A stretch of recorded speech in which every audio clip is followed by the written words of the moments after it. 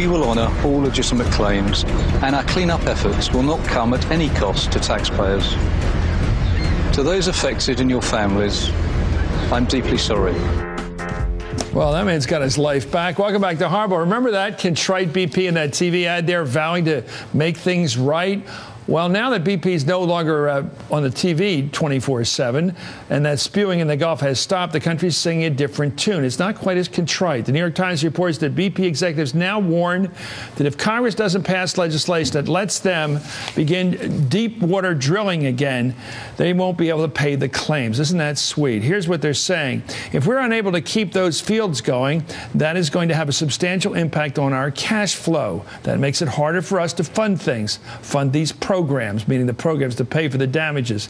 Here's another quote from a BP spokesman. I am not going to make a direct linkage to the $20 billion, but our ability to fund these assets and the cash coming from these assets that are securing these funds would be lost. Bernard Charbonnet is a New Orleans attorney, represent people and businesses affected by the BP oil spill. He's also the former New Orleans Port Authority chairman. Mr. Charbonnet, we've counted on you as an expert for the human impact down there along the Gulf Coast. It's nice to have you on.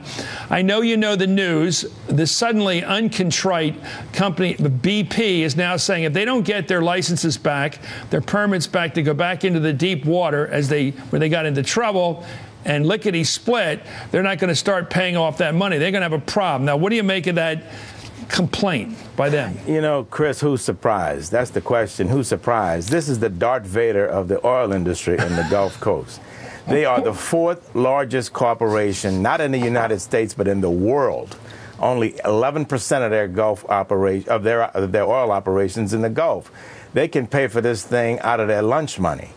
Now, this is well, what they're we using this is their ugly stick, if you will. Is this their way of saying if you don't let us do what we like to do, you're not getting your money?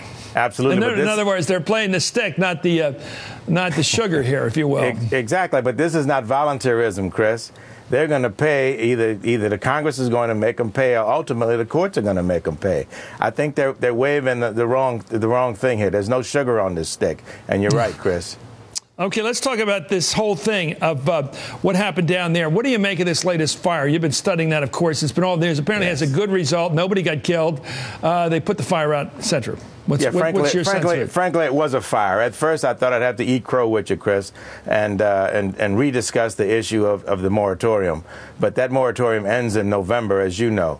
It wasn't a big thing. I mean, it happens regularly, but at the end of the day, the Interior Department's got to get stricter. You know, these guys are not going to police themselves. They've got to come down here with some strict rules and regulations. You would think the industry would get together and say, look, let's get together and clean this up because we're only going to have more problems, but they're not. So we got to rely on big government to come in and do big things. It's just that simple.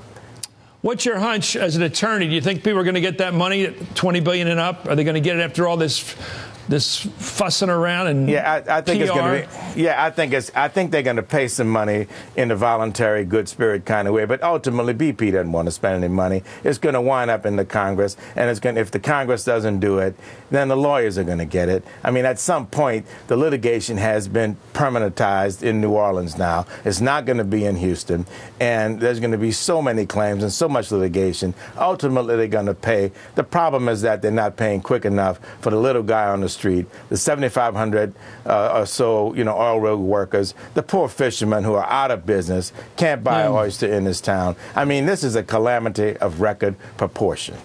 Well, I still look forward to any time I can to get down and eat dinner at Emeralds and places like that. I'm waiting on you, man. You deny me. You deny me that pleasure. I'll take you to dinner at Emeralds, the greatest place in the world. Thank you, sir. Good to talk to you, Chris. For coming on. It's always charming to be with you, sir. Thank you. Good to be with you, Chris. When we